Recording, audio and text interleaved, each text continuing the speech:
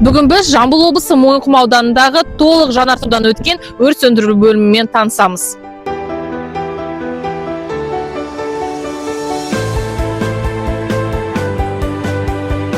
Көп жылдардан кейін күрделі жөндеуден өтіп, заманауи талаптарға сай жаңартылды.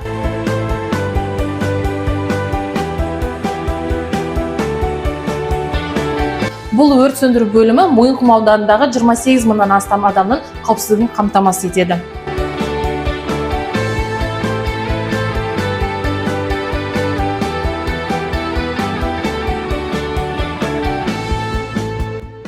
Сондай-ақ жаңа техникада пайдалануға берілді. Оның ішінде жоғары өтімді техника, өрт сөндіру автокөліктері және құтқару қайығы да бар.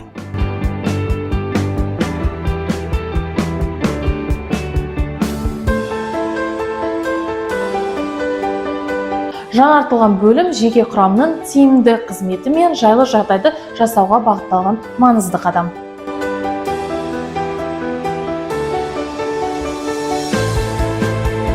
Сондай-ақ бұл жаңару өңір қауіпсіздігін арттыру жолындағы маңызды қадам болып табылады.